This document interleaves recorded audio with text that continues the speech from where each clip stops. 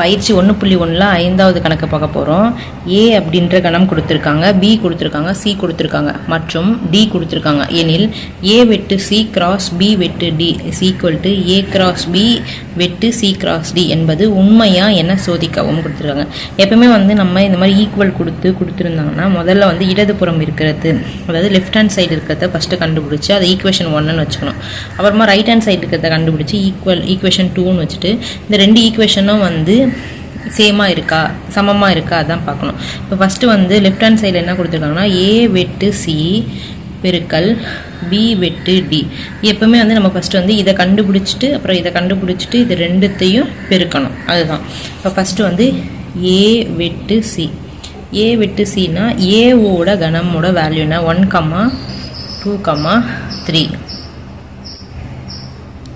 வெட்டு சியோட வேல்யூ என்ன கொடுத்துருக்காங்க 3, 4. இப்போ வெட்டு அப்படின்னா என்னன்னா இப்போ ஏன்ற கணத்துலையும் சின்ற கணத்துலையும் பொதுவாக எந்தெந்த நம்பர் இருக்கோ அதை மட்டும் எழுதணும். அதாவது காமனாக இதில் இருக்கிறது இதுலேயும் இருக்கணும்.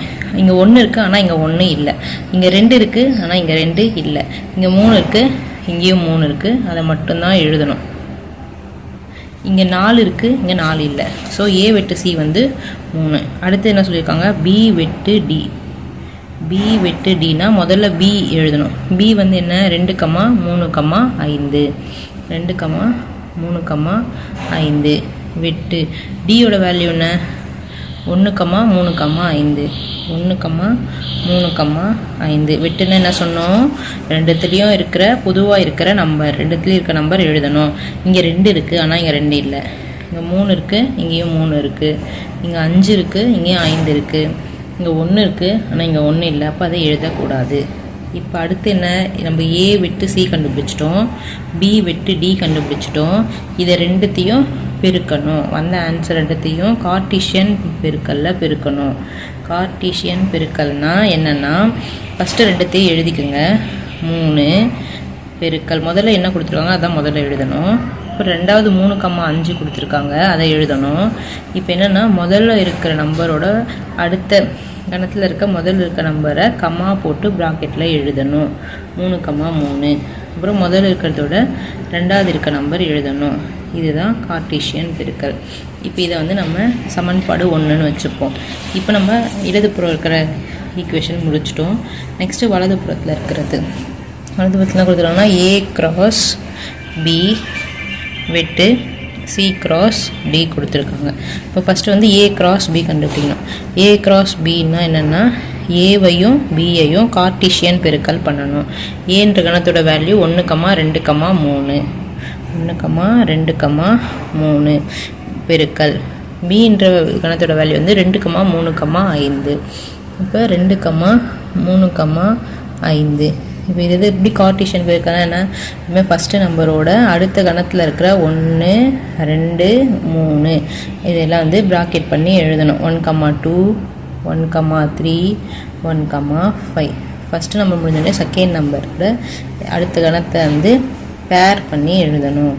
2, 2 2, 3 2, 5.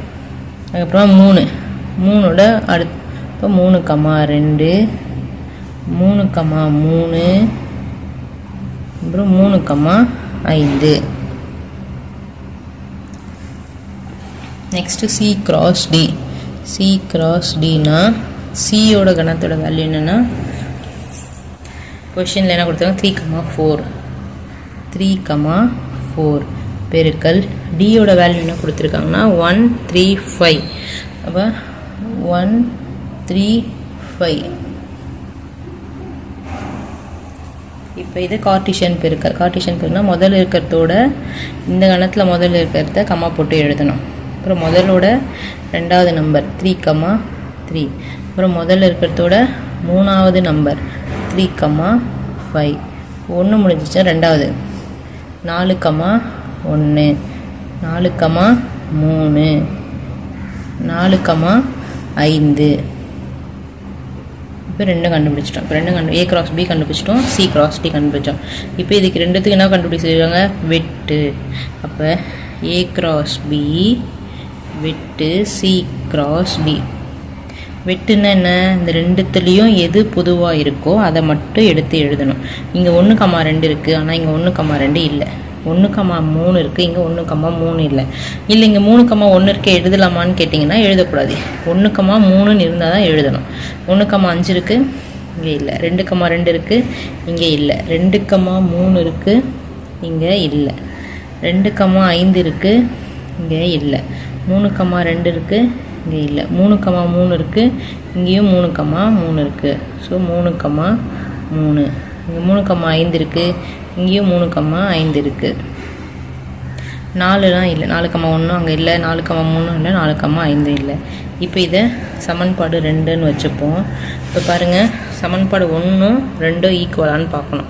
சமன்பாடு 1ல் என்ன கொடுத்துருக்காங்க, 3,3. இப்போ சமன்பாடு 2லேயும் 3,3 இருக்குது. இங்கே 3,5 இருக்குது, இங்கேயும் 3,5 இருக்குது. அப்போ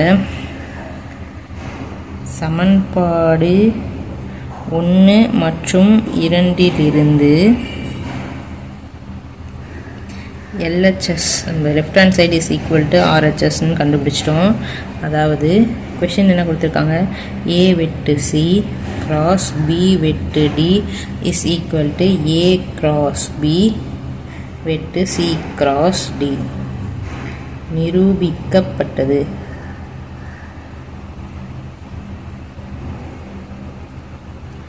தேங்க்யூ.